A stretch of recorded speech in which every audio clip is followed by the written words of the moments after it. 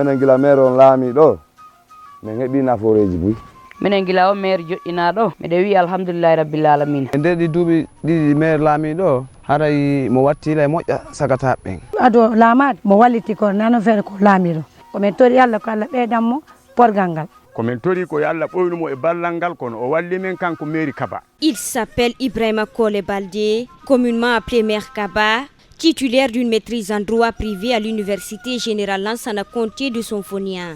Natif de la sous-préfecture de Kolé dans la préfecture de Tougué, il s'est aussitôt démarqué lors des communales du 4 février 2018. Sorti victorieux sur une liste indépendante avec 12 sièges sur les 17, la trentaine est élue maire de la commune rurale. Un exploit qu'il met depuis au service des habitants grâce à l'appui des partenaires techniques et financiers. Dans les districts qui composent cette juridiction, le constat est le même. Nous voici à Belakouré, le premier district visité par notre équipe. Parmi les réalisations, ce poste de santé et ce marché hebdomadaire. Telema ka ɓantal district on ga ko fewndo makko min heɓi o poste de santé ɗo aray min heɓi kadi marché fewndo makko waɗaɗo e nde hitande 2019-2020 poste de santé on o darnama meɗen weltorimo sabu hari meɗen hawrodirde sattanoji buyga ɓayti hari si goɗɗo nawni ɗo ko yomin rondo men naɓakole après si tawi gasiɗo an sina ɗum min feƴƴinamo tugue gilandema oɗo dari ɗo haray alhamdulillahi rabbil alamin si min ari ɗo bere ko docteur ji o wawi wallitade men ko mo wallitade men haray ɓe ala arde ɗo ɓen ko manqude faamu maɓɓe sina ɗum gila o docteur ji o ari ɗo lekkele ko jogi kon sa ari o wallima andikkay. De là, notre équipe s'est rendue à Lagui. Ici, c'est cette antenne relais de téléphonie obtenue sous l'Air Kaba qui fait la fierté des habitants. Hari,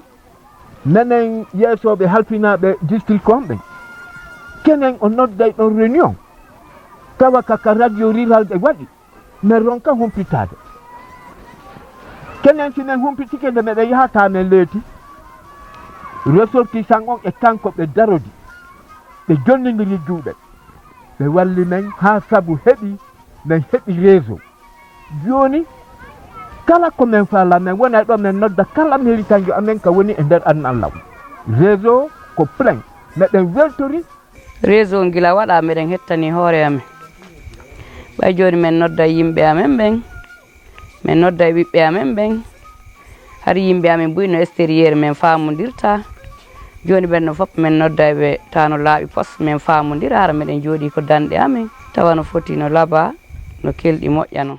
À Dara, le régime communautaire a enregistré ces rénovations comme acquis du contribuable de la localité. Mais les élus locaux ne sont pas restés bras croisés. Ils ont, avec l'appui des partenaires, permis à Dara d'abriter des projets de développement.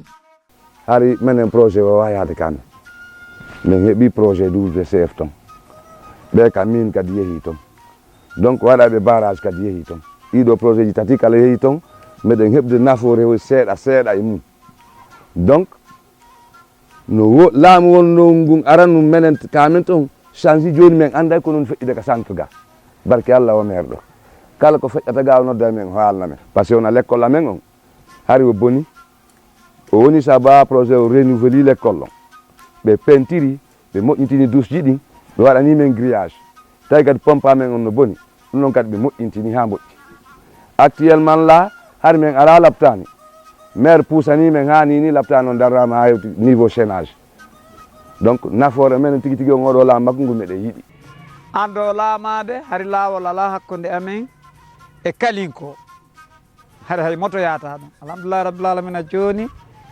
menen min golliri juuɗe amen ɗen e balle makko o jonnuno men matériel ji e min ƴetti laawol ngol ɗon min gollingol ha kalinko oto yahay no faalireɗa sina fi maayo ngo ɗon ko ballal ngol ɗimmon ɗum hakkunde amen e bendugu hari moto yata fiw kono alhamdulillah rabbil alamin kadi e ɗin haalaji min wallidiri minen e bendugu joni oto yahay no faalira balle makko ɗen alhamdulillah rabbil alamina projet no ari kamen ɗon fof ƴettaka kono ko alhamdulillah ɗiɗo no ƴetta e nder mum hiɓe yoɓede salaire mum maɓɓe kun no nafude ɓe no nafude men donc on projet kadi no luwi suudu nene goto amen tigui ɗon kadi ko nafa ko par ce que goɗɗo to yaw ko wona waɗanede ɓayna menen tu woni e nder district o Dara n'est pas le seul district à bénéficier de ces assistances financières dans le cadre de l'éducation. Kabari aussi s'en réjouit. Ray menen maire on ko wadani men kabar do e ala debi huddode makko o walliti men hebi poto wanga tay meden hokkintini fi julirde alla newini dum kadi laati haray ko hicciti don kon e ka l'école do mo waltade men fina men hebi la karama ko l'école be. Les deux contractuels, je les ai reçus. Ça, c'est de la participation totale de monsieur le maire à mon école. Nous avons également effectué une visite surprise à Douroum. Le district abrite l'un des plus anciens lieux de culte de la région administrative de l'Abbé. Avec le dynamisme du jeune maire, Douroum a désormais un infirmier et un enseignant. Komin tori ko yalla ɓoynumo e ballal ngal kono o walli men kanko mairie Kaba gila o laami himo holli men o wallitoto kono e nder ko ƴetti gila ɓantal koole ngal himo walliti men ka lekkolji ɗo himo fodi men lekkol buy fodi no feƴƴi kono kanko ko fodi mon ko meɗen tanƴini o mentini o addani men ɗo karama ko lekkol o tambiti o yittiti o addani men ɗo fahin e docteur jo on nini no walliti hari ko men yahoɓe nokkugo kono ɗum ɗon gila o laami o ƴetti ɗum ɗon o wallitike men meɗen sutti ɓargal lan ginga e yeeso himo walliti kadi e bangeji ɗin fof fewnugol tawo si fettere nde huɓɓa ka district Douroum mango. À Fangan, Maire Kaba et son équipe se sont attaqués à la problématique des infrastructures routières. Quelques dizaines de kilomètres de routes réhabilitées et un pont de 16 mètres en seulement 2 ans. Kongol lawol ɗo men waɗana o temum ɗo igo keñola go bouré go ara ha ley Fangan. Les habitants de Keñewoula sont parmi les plus chanceux. Ils ont obtenu des écoles et des ponts. Il a œuvré 2 ponts entre Keñewoula 1 et Keñewoula 2. Ouvrage de route entre Keñewoula et Fangan, de longue de 12 km. À Diaouleko, des infrastructures de franchissement et cette nouvelle école n'échappe pas au regard des visiteurs. Barki Allah e makko men heɓi o l'école, men heɓi taraw, men heɓi ɗi ponji, ina pon goto ina ponji ɗiɗi, ɗum fof ko fewndo makko. Les enfants de Kirfi aussi peuvent désormais fréquenter cet établissement d'enseignement secondaire. Fewndo maire on laamo to tawi école amen on ko karama ko l'école goto wonno e nder kilasiji tati. Bon o wawi men fabade men heɓi karama titulaire ɓe ɗiɗo. Woni sombo kadi naɓani men toon UNICEF ɓe darni ko l'école pay koye jangata ɗum.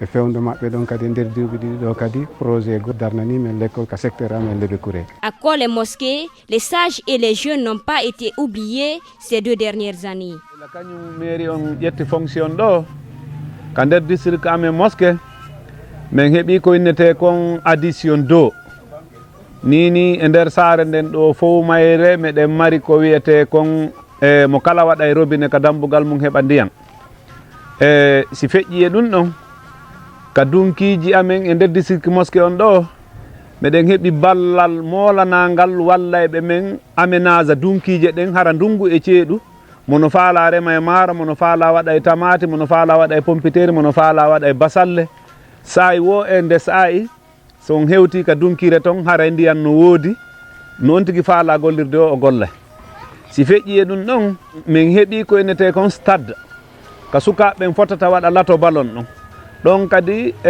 on stade ɗon ko nder laamateri kañum maire Ibrahima Kaba kañum district Mosquée on wawi heɓude on stade ɗon si feƴƴi e ɗum ɗon min heɓi kadi suudu sukaɓe ka sukaɓeɓen wawata fottude ɓe fija ɗum kadi min heɓi ɗum e nder district amen on juulirde amen ancierre ko e nder laamu makko ngum min heɓi rénovation kañum on nden juulirde ɗon donc haray e forage ji seeɗaji heɓi ko e nder district kañum Mosquée on.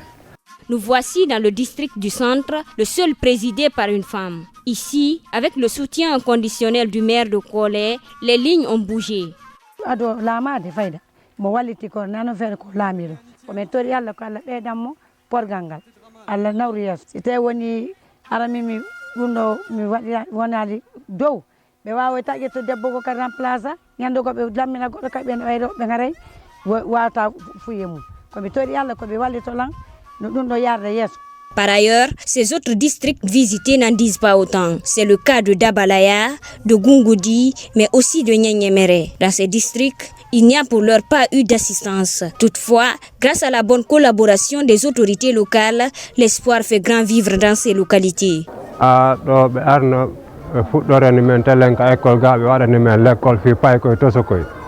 Piiji buy nafooje buy meɗen heɓude sengo makko toon ɗe men wowano heɓude ɓawna telen sukaɓeɓen faydari suka hay goto ala ka ɓannede toon anda ɗum ɗo ko honɗum ɗum ɗo ko honɗum joni noon mo ɓanni toon buy bon wona golle hoy si ari toon tawa ka mbuuɗi heɓoto seeɗa district ji ɗin o senditay kala o ƴetta e sukaɓeɓen wooda heɓɓe nafoore e nder mum seeɗa. Menen tigi tigi district on ɗo o gol laali taw o waɗanal men taw kono district kawtaɓe amen buy min yi ɓe o waɗani ɓayno meɗen andi fof heɓidata haray menen kadi meɗen tañƴini gila ɗo naɓi yeeso meɗen fawi jungo fi ballal makko kono noon ko o laami kon haray min andi hentini nokkure nden ɓayi laamanoma men yii gila o laami haray wawi hentinde nokkure nden moƴƴa.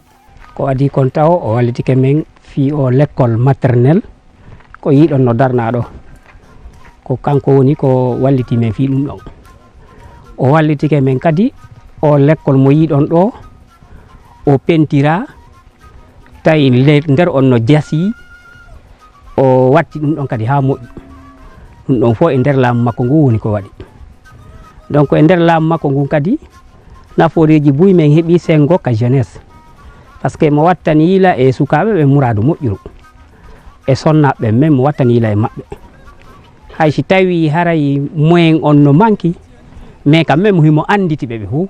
L'actuel sous-préfet de cette commune de Convergence a pris fonction le 22 août dernier. Surpris par cette relation exceptionnelle entre la mairie et le bas peuple, il s'engage à pérenniser ses réalisations afin que d'autres suivent ses traces. Selon ma petite remarque, parce que je suis habitué dans ça depuis 99, je suis dans la boîte, il a l'esprit de développement. Il veut développer sa sous-préfecture, coûte que coûte.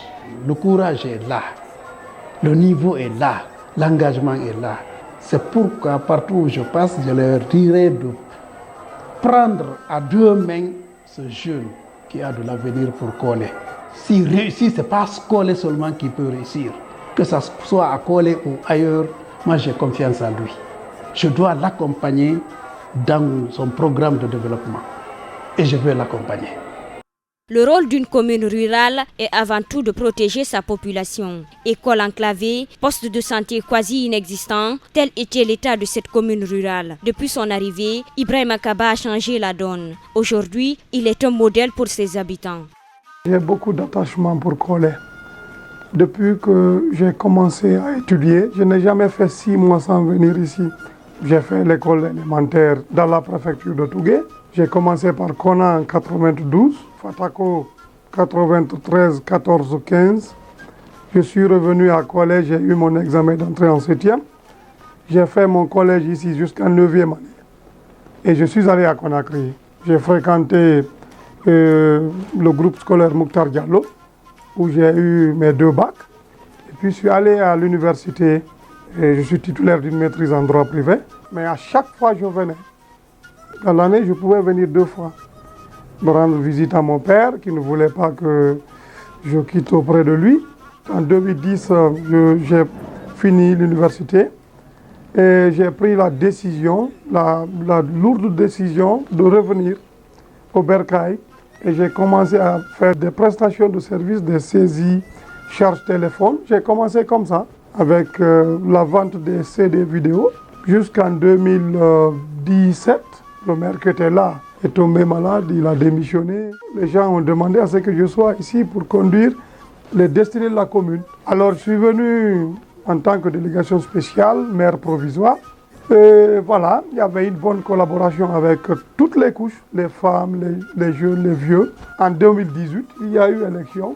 J'ai pris attache avec les populations de Kolé qui m'ont demandé d'aller sous les couleurs d'une liste indépendante. C'est ainsi que j'ai postulé. Je suis allé avec une liste de 17. Heureusement pour nous, on a eu 12 sièges sur 17. Maintenant, le 15 octobre de la même année, on a été installé. On a fait un vote restreint au niveau de la commune, de la salle de délibération. Les gens m'ont porté confiance. J'ai été maire. Et voilà, je continue à travailler avec les gens. Mais je réitère que j'ai un attachement poussé pour ma commune. Et tout ce que je fais, si on parle de bilan positif, je le dois à mes collaborateurs, le président du district, l'association des retraités, qui assure un coaching, qui booste les activités au niveau de ma commune. Quand je suis du côté de la dérive, ils me tirent pour me dire voilà, c'est ce que tu fais. Mais malgré les efforts fournis par la mairie, des besoins sont encore visibles. Pas d'infrastructures routières dans toute la commune de Convergence. Laawol ngol ilande Makole addi ɗo ngol laawol ɗo hina route secondaire ngal ɗo ko yawngal feƴƴi ɗo ha Dingirawi kono ko doole amen ɗen min woni ngal gollirde ilandema ɗo ha Lagila ɗo ha Kokum ko pikasi e marton e biren men noddita sukaɓen ha e sonnaɓen ɓayti haray goɗɗo wata gollude o ñamali e mawɓe nokkureji ɗin mo be tambitoro ko wawiri ɗon min wallidira min golla laawol ngol ɗum ɗon hitande wo kono min gollirde si woni ndiyan ɗan saaƴi jasa bonna fop haray iɗen andi jungo wata gollude laawol kono si ndungiɗo haray wona o secteur Kokum goɗɗo wata yawde toon Madina Faso wona noon ponji 5 meɗen faala wallitede ɗin ɗon ko hatto jinaɗi e muɗum wallitede fi ɗin ɗon no ɗi waɗire meɗen tori balla si tawi feere heɓi ke ɓe wallito men menen ka saraji piiji buy heɓodota kono ko yela sago amen no ceeƴe buy woni développirde noon minen kadi kamen ɗo ɓantoto haray laawi ala si laawi no woodi no yanama ɗo irisan tun ƴetta moto ma on ma ɗum nodda oto arana mais kono laawi ala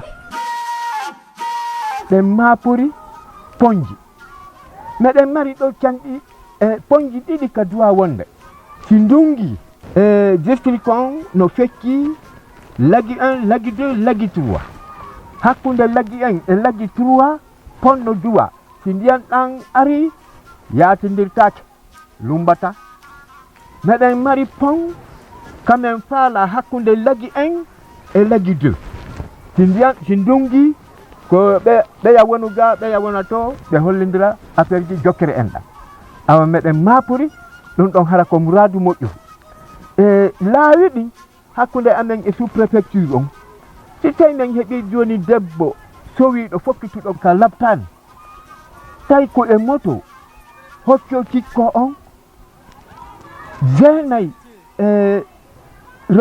debbo sowi ɗon ɗo yo hewtu ka labtani haray o heeɓi sattano ko sifa mum ala ɗum no yangi men muradu moƴƴuru laawol ala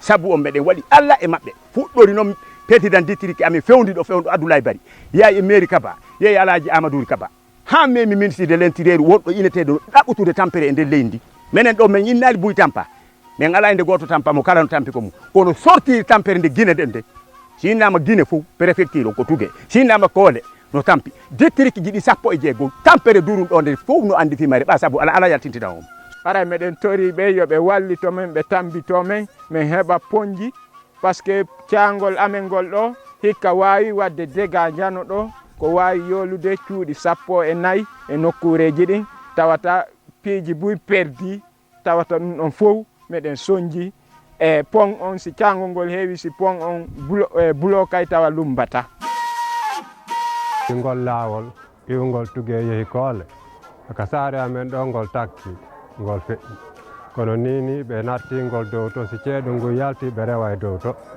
hay meɗen haldude men fotta alarbaje kala men yalta men moƴƴintina ka amen ga fi otoje ɗen rew ka amen kono otoje ɗen no rewde dow to ta si goɗɗo cippike toon tawa karago hewtirta ka saare ga no woɗɗodiri e saare amen nde saare amen nde nga caangol no rewi ka hakkude si ndungi taƴodira e tawa yiididetake sago amen men heɓa e pont ko feƴƴire caangol no ɓisi hakkunde cae amen ɗen donc payi koye fi lumbugol maɓɓe ara ka l'école ga haray newanaki ɓe par ce que woɓɓe maɓɓe yoloto e mum hitande payi ko yoloto ka amen ɗo hino kañum e caangol ngol ɗo ko leɗɗe men fabrique no ɓe rewra ɓe ara ka l'école donc ko cae jane e ɗe tawata no jogii téléma 300 élèves 6 classes no ga donc ɗon kadi ko soñja amen go. Le manque d'infrastructures sanitaires dans les localités les plus reculées est également un autre défi. Ces mères n'en peuvent plus de parcourir de longues distances. Aujourd'hui, elles demandent l'aide des autorités, mais aussi des personnes de bonne volonté. Yara ɓe walliramen sabi Allah wonde go ndeyɗa hewtoya toon tawi boom ma ayino wonde go hara mo nawni ha feƴƴiti nawnare nde ara gerda e mum ha tawa ala latade ɗum fof ko fi angal labtani ɓatiɗo ɓataki men few ko keñewla innete no ɓati men fifa wana sowiɓe ɓenni joni si ɓe sattirama ɗo ko ƴettugol ɓe tumba e ɓoggi ɗaɓɓa kadi wawɓe rondo woɓɓe ɓe yaha ha e lawol maya ɗo woɓɓe ɓen hewtoya jibinata bobo wuura musifa mum fof min heeɓi meɗen huɗi faabo e maɓɓe yoɓe wallu ɓen koɓe wawi ko fi labutani on min ala labutani few fayɓe amin ɓen no soñji si paykun nawni ɗo sona min ƴettama min yaha keñewula ma koole min ala labutani jibinowo kadi wona mum meɗen soñji sengo ka labtani moƴƴa jama on no ɗuuɗi ko yata plus de 3000 personnes ko tawata labtani ala ɓe ko wana 14 kilométre min wawno seppude si goɗɗo falama jibinde min ƴettatamo e moto ɗum ko tout dernier en ɗo sina ɗum harin ko ɓoggi wona waɗede yimɓe ɓe rondo on tigui naɓamo ko labtani fi jibinoɓe ɓen miɗen sonjori ɗon hara ko muradu moƴƴuru ɓa si goɗɗo woni tawi ngata nanguimo ɗo sina moto heeɓi haray ko waɗeteɗo e ɓoggi ila ɗo ha koole si tawi woni min heɓali ɗin ɓoggi haray ma fayin kadi ma min yiltito kadi min haylo ha ko min heeɓi moto wo on andi haray jibino on sonjike meɗen wondi e sattano nen ala labtan si debbo amen sowiɗo falama jibinde haray ma nen waɗamo e moto ma men haɓɓa ɓoggi nen rondomo ne naɓamo ka sous préfecture menen e sous préfecture amen on koole ko kilo 12 meɗen faala wallitede eɗen bange ɗo joni boboɓe amen ɓe nawnira e men ɗo ɓe nawna ha ɓe faɗɗe si ɓe faɗɗama min bamba ɓe ɗo min seppa leer ɗiɗi sima yiyama hewtoya ko labtani woni si ɓe pikkaɓe ɓe diwta haray meɗen toriɓe fi Allah e nelaɗo minen kadi meɗen faala si tawi yimene e gouvernement men fof meɗen naɓudude meɗen toriɓe faabo ɓe wallitomen hara si payi ko yamen koye nawni mi wawa ɓe ƴettude ɗon min naɓa ko labtani ɗon ɓe aranzana min ɓe ɗon ɓe heɓa lekki ɓe yalta ɗon si hay fi ɓe yaha kadi ɓe continue l'école maɓɓe on ɓe jangga. Sur le plan éducatif, les cris de cœur sont amers. Manque crucial d'enseignants dans presque toutes les localités sillonnées. meɗen jogui sukaɓe buy jangoɓe karam ko l'école ɗuuɗaka nder collège ton collège lycée haray ko meɗen faala ko faabo walloɓe men min heɓa karam ko l'école ɓe tawa si lycée on woni o laatori men min heɓay karam ko l'école ɓe ko jannana men koye pay koye ɗon harana mawɓe l'école ɓe ɓen kadi min innata ittu mbuuɗi ka jiifaji mum yimen yoɓa karam ko l'école ko wallito men jannugol pay koye koye pay koye amen koye no janngude l'école ɗo heɓini 10 ans iɓe janngude ɗo min heɓali paasuɗo yeehi 7e année fayda buyno découragé e nder mum fewnɗo mino président APA yo mi waɗi ɗo ni yon tawi e nder hittande nden ko 12 millions min hani yoɓude karam ko l'école min mara ressortissant ko wawata faborde men ɗin donc tawi ɗin ko wawata ɗin fewtinede yo ɗaɓɓutu ɗin ɗon ko baba l'école o koy ni tawale woɓɓe ɓen hara baba ala woɓɓe hara nene ala. Quand je prends le cas de mon école où je suis en manque criard des enseignants. Vous voyez, vous avez été dans les différentes salles, vous avez vu. Au moins pour être dans les normes, nous devrions avoir 2 enseignants pour combler les trous, bien qu'il n'y a que les 3 classes. Aussi, nous sommes en manque d'immobilier. Vous savez, dans les zones rurales, c'est difficile à évoluer. C'est la communauté qui se sont débrouillés tout en faisant face à leurs ressources pour qu'ils aient ces 3 classes-là. Ce n'est pas l'État qui leur a fourni ces 3 classes. ko fewnɗo ni min ala karamo l'école ko goto meɗen jogui ɗo 3 classes fayda woɓɓe goo haray hakke no kan de cuuɗe ko 3 on ɗuma on yer 3 classe on min addi ɗo ɓay tawi ko karamo l'école goto min mari bon ɗum ɗon no soñji men moƴƴano ɓay min ala heɓde ko jannana men fayɓe amen ɓe ala few ko oɗo min ƴetti ɗo ɗe balɗe ɓay tawi directeur o no noddala ɓe ko oɗo min ƴetti o wonan men ɗo tamin fermo bafe ɗen ɓay koye heɓa ka ara. À monsieur le DSE du collège 2, je viens très respectueusement solliciter de votre haute bienveillance un appui avec toutes vos dynamiques forces et techniques professionnelles à me faire sortir de la très grande crise d'enseignants dont mon école en souffre depuis plus de 2 ans. Étant l'une des plus grandes écoles de la commune rurale de Kolé, avec 5 groupes pédagogiques répartis entre les niveaux suivants: CM2, 22 élèves dont 11 filles, CM1, 14 élèves dont 4 filles, CE2, 28 élèves dont 16 filles, CE1, 28 élèves dont 9 filles, et enfin le CP2, 40 élèves dont 23 filles, soit un effectif total de 132 élèves dont 63 filles. Est-ce que vous comprenez? Dirigé par un seul enseignant que je suis. Cela ne fait pas la satisfaction des élèves.